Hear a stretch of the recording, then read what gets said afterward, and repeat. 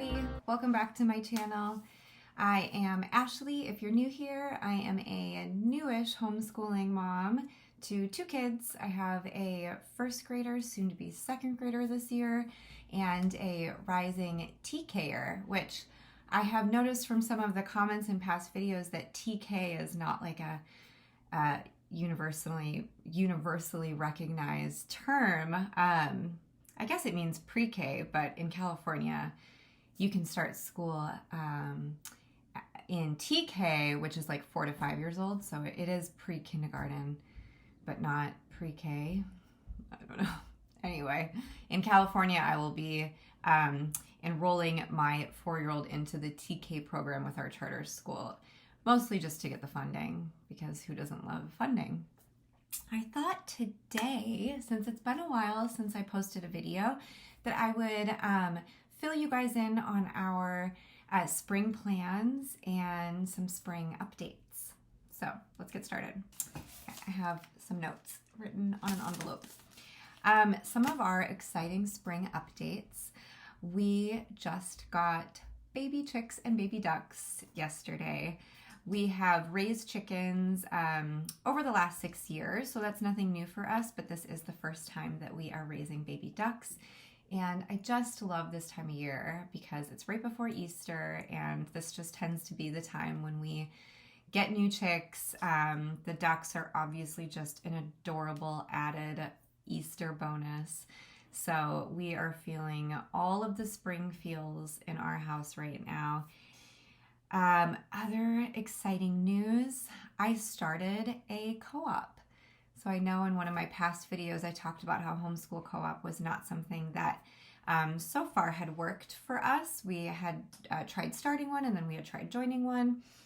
And so what kind of brought this on was I went to an interest meeting for a new potential co-op in our county. And there was like a lot of interest from the community. There were a ton of moms there. It felt really promising. But that particular co-op, their plans anyway, were for 2 full days a week of a lot of lessons. It felt a little too schoolish for me, and really I'm just looking more for a place for my kids to have free play and connect with other kids with some enrichment on the side. So I just figured, listen, we have homeschool families in our very small town. I just need to try this again. So we started it, and we'll be on week 3 next week. And so far, so good.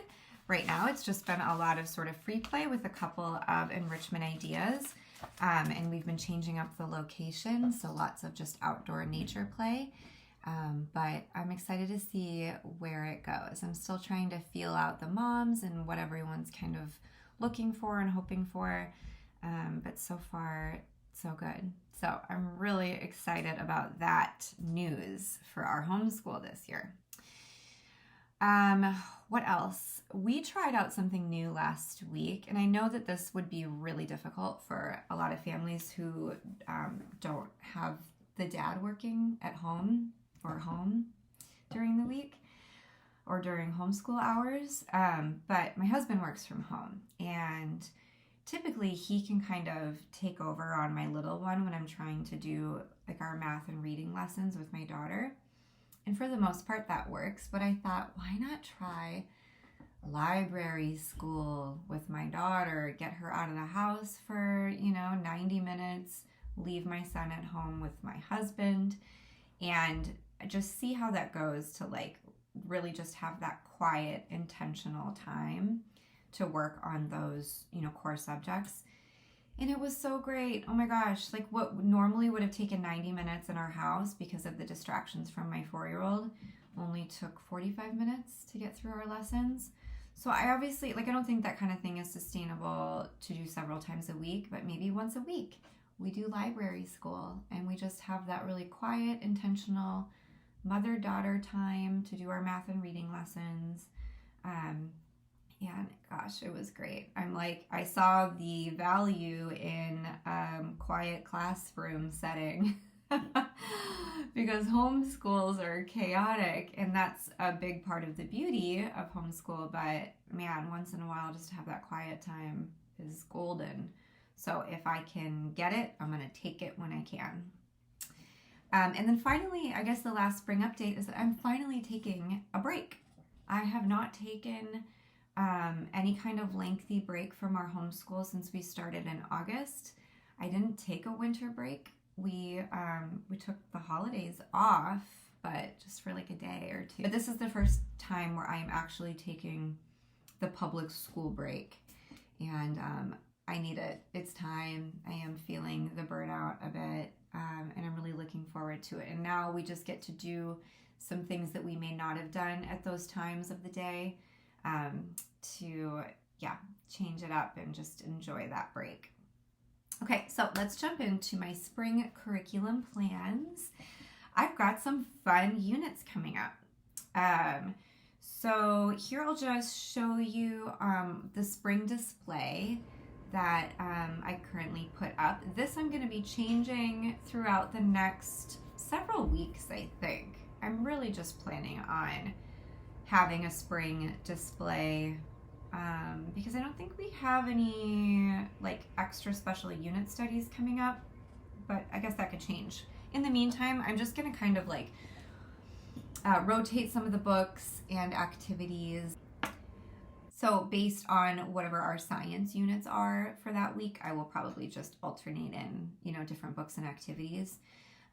So the science units I have planned, starting the week of April 1st when we get back from our spring break, we're going to do a birds and nests unit. And for that, I specifically got the book seeds bundle from Blossom and Root. Well, I won't say bundle. This is an individual book seeds. A Nest is Noisy. It's based on that book. We haven't read that book yet, so I'm excited. You can tell I need to change my color cartridge. But this is that issue. I haven't even bound it yet, but there are some really fun activities in this book seed. Learning all about nests around you where you live, and we live in a lot of nature, so we're excited to go out hunting for nests and do some nature journaling. We're going to be learning about who makes a nest. It's not just birds, it's lots of other animals. This is a cute activity. Build a nest inside your house just using materials that you can find in your home, just like an animal would utilize the materials in their own habitat to make a nest. Basically sounds like making a fort. That's fun. And then let's see, where would you build a nest? So this is kind of a fun activity.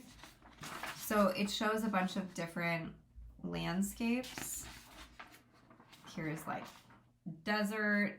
Here is like a swamp, and they have like maybe 6 others. And then your children would decide where in this landscape they would build a nest. That's fun. On the seashore, in a field. I love book seeds. I just adore these issues. Where would you build a nest in the city? Really cute. We're going to be studying, the hexagon and why the hexagon is used so frequently in nature, because these shapes fit so well together for animals to construct their nests.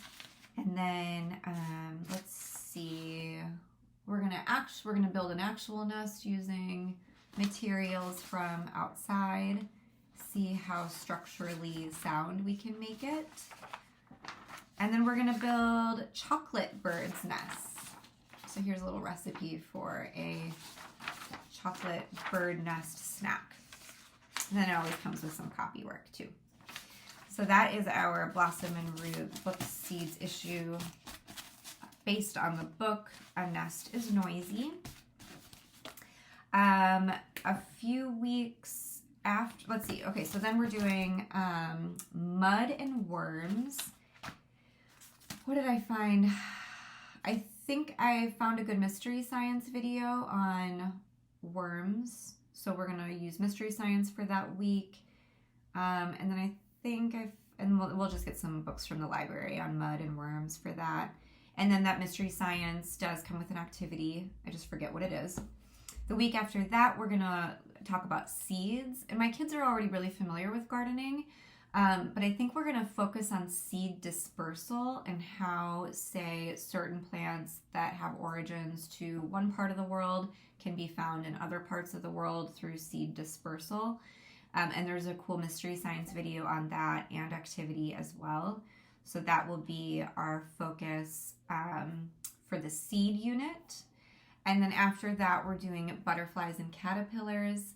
This is also something that my kids are pretty familiar with already. We raised butterflies last year, but we have all of the like equipment needed for that, like the habitat. What is that company called?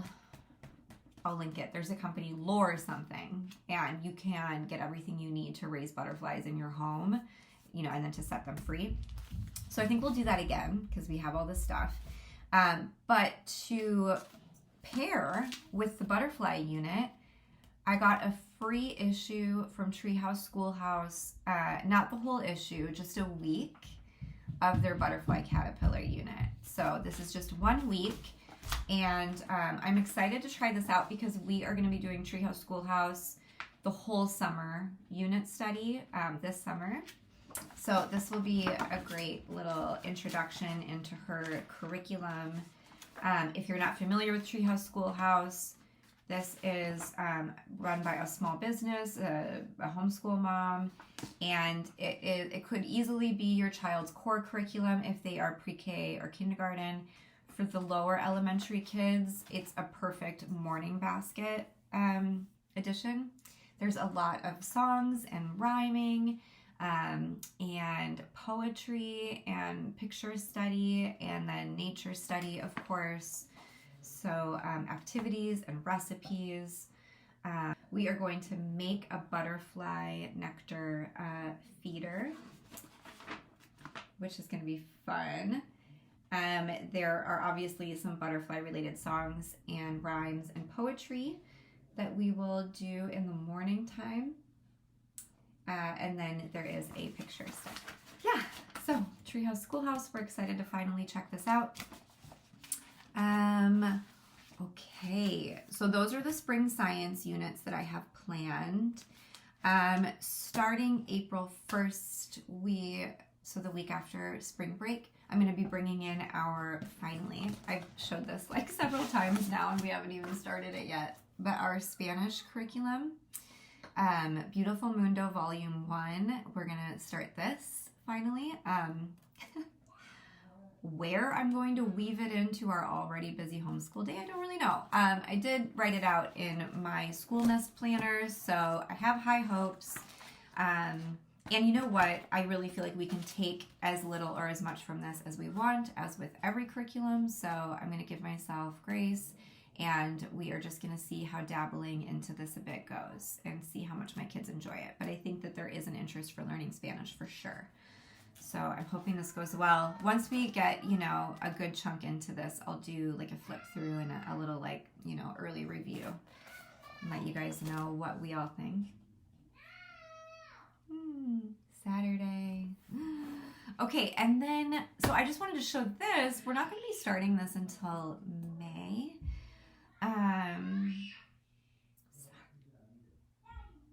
My son is mad. Let me see. Why did I,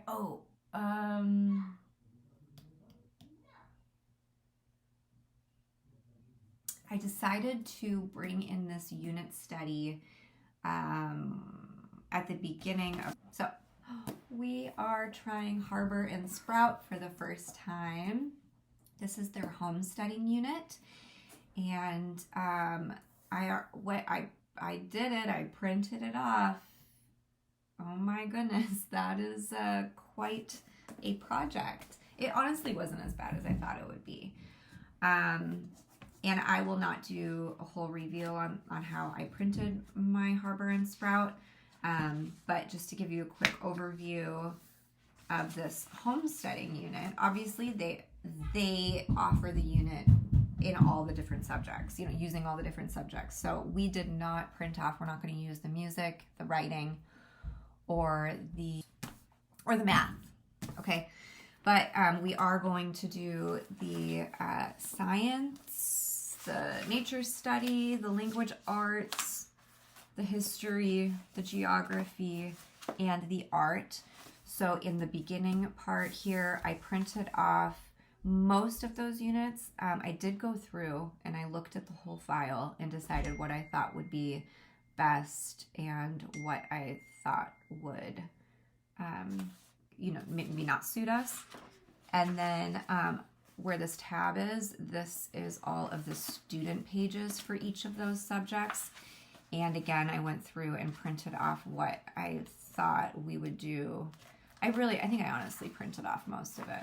So I'm not sure that we will do all of this, but I'm excited to try out Harbor and Sprout and see what we think. I did also purchase the outdoor survival unit, and we're going to be doing that this summer.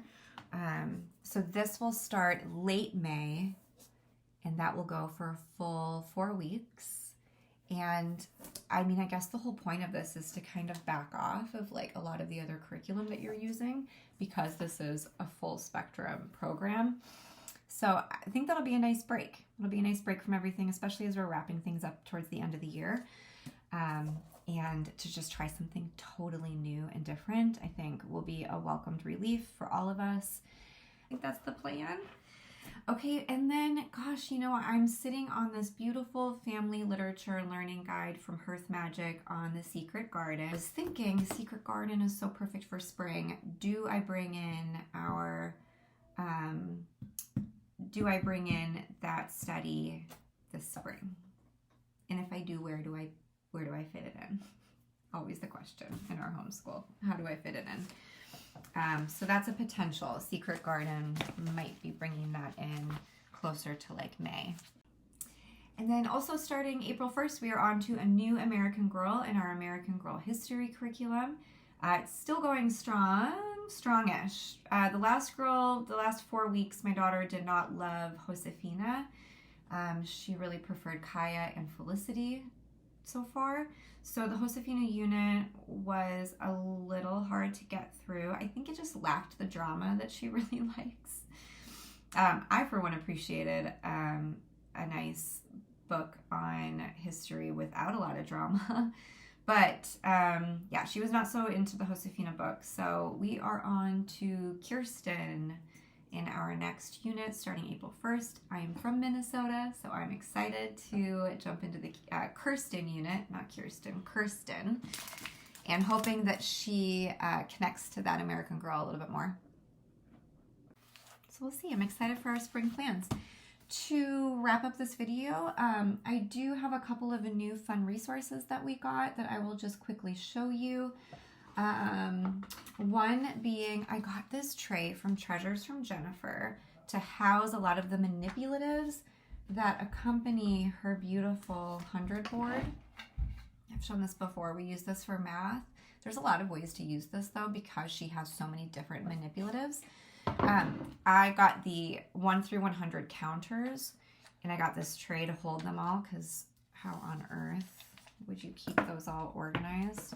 But the counters fit nicely into here.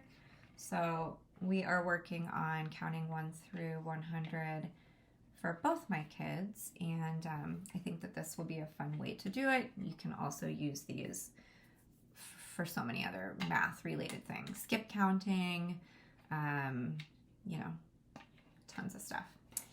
Okay, so I do plan on getting more of her manipulatives to put in these other little cubbies, and I will share those when I get them. Another math-related thing, I know that this only speaks to Right Start families, but oh my gosh, I didn't know that they had this.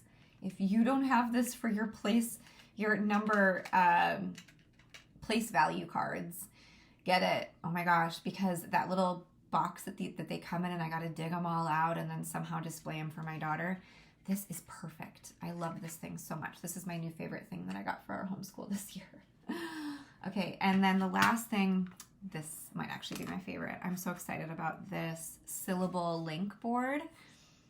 So this is by a small company. I believe they are Homeschool Family as well. Their name is Jack. The company is Jack and Link. And they make these handmade, they make a ton of stuff, but they make these handmade syllable boards. So I should have brought a marker to show you this, but let's say we're working on like a CVC word. You would, do like cat, C-A-T, and you can divide it using these sticks here, dividers. You can also use, obviously, one or both of them. I like this one too because the idea of this is that it slides. So you would slide it across the word as you're sounding it out. We've been using this a lot so far, and I'm really glad that we found it. I got this idea or saw this resource on A Little Glam, A Lot of Moms YouTube channel. I love her channel. She has really awesome resources and has introduced me to almost everything I use, I think. That has been a really fun addition to our reading lessons. Okay, I think that's it. Those are our plans, those are our updates, and that's our new stuff.